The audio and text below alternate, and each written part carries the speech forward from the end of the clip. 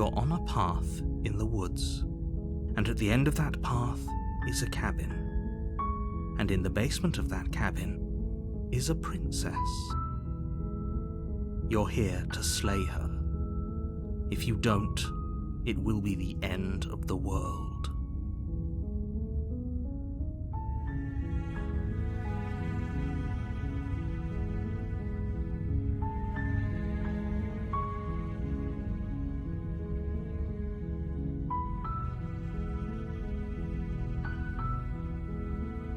Does it? Are you a monarchist? Is slaying a princess that much worse than slaying a fisherman or a miller or a seamstress? If anything, slaying a princess is much better than slaying a seamstress. Seamstresses contribute something of value to society.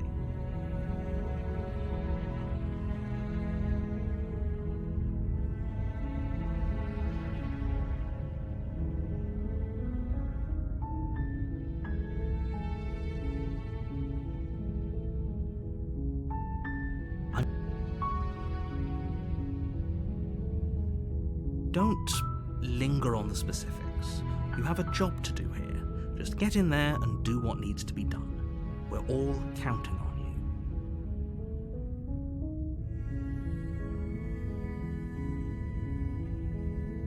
you. Then I guess we'll just have to see what happens. But a word of warning.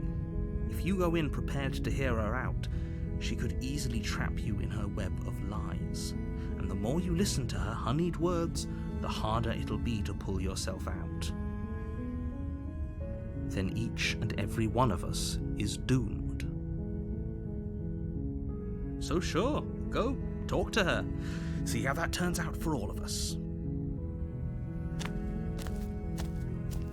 You make your way up the short path to the cabin. You'll find the princess within. We're not going to go through with this, right? She's a princess. We're supposed to save princesses, not slay them. Ignore him. He doesn't know what he's talking about.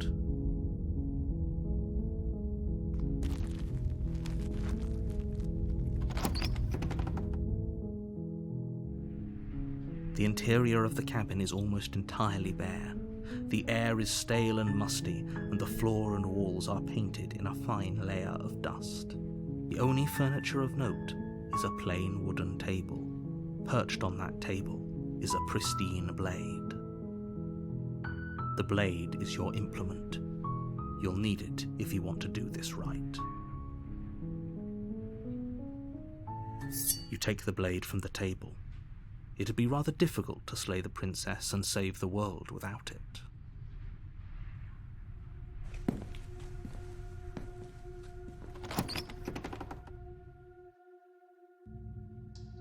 The door to the basement creaks open, revealing a staircase faintly illuminated by an unseen light in the room below.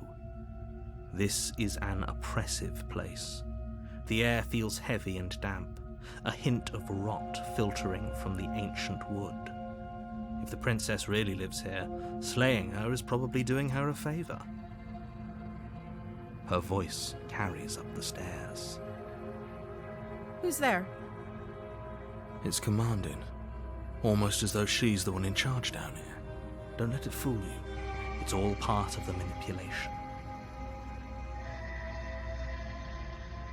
Good. You're still listening to reason.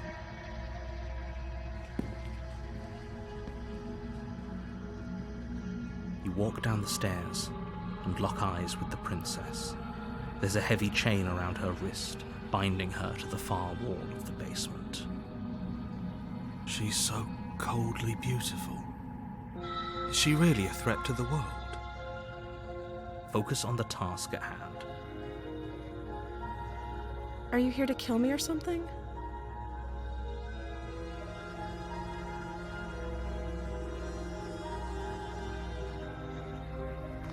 You step forward, your grip on the blade tightening as you steel your resolve.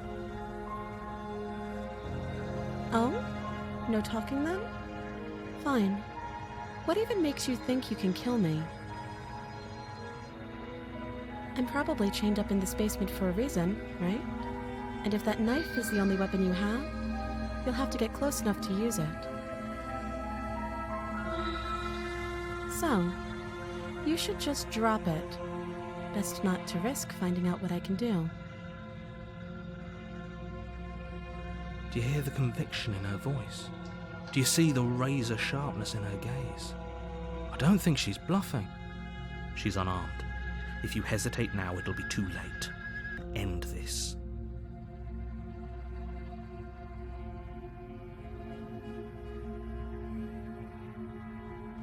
You lunge forward without a moment's hesitation. You feel flesh easily give way and look down to see your blade already sinking deep into her heart. Oh.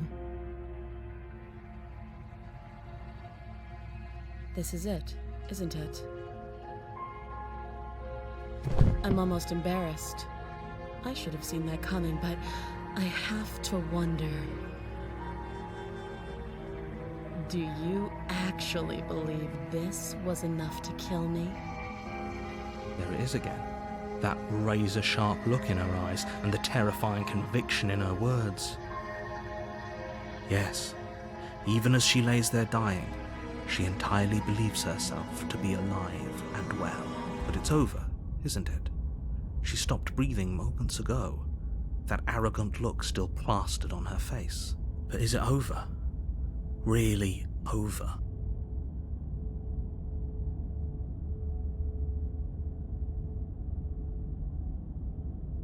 It's over.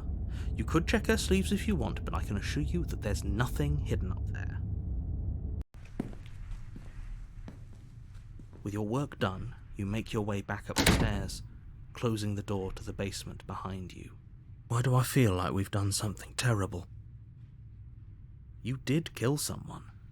Greater good or not, something would be very wrong with you if you didn't feel at least a little bad. But it was for the greater good. One of these days that will sink in and help ease your guilty conscience. But that day isn't today. Let's just get out of here. You open the cabin door, ready to return to a world saved from certain doom. Only, a world saved from certain doom isn't what you find. Instead, what you find is nothing at all. Where a lush forest stood mere minutes ago, the only thing in front of you now is the vast emptiness of space. What happened? Everyone is fine. It's just that you and the cabin are now far away from them. Don't worry.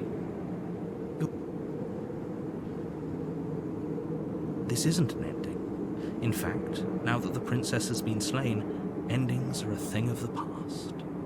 No. This is the beginning of eternity. Your reward. This is what's best for everyone. Trust me. Time passes. You can't be sure if it's days or months or years or even decades. It's all a wonderful, boring blur. You've never been happier. Psst. Hey. We're not just going to stay here forever, right?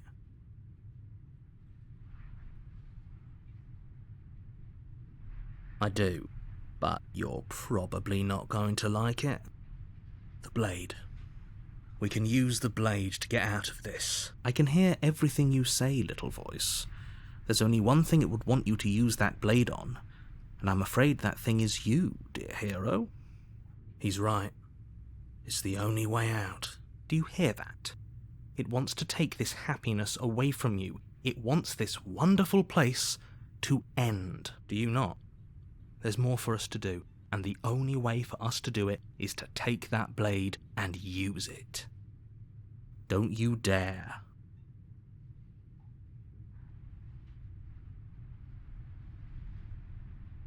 What a relief.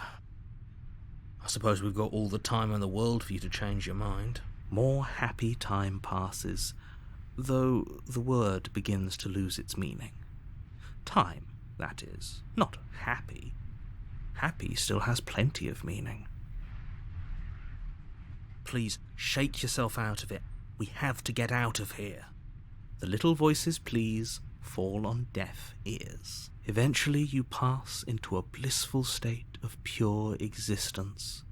though words like eventually and pass ceased to have any meaning to you long before that shift. You simply exist. Happy. Forever.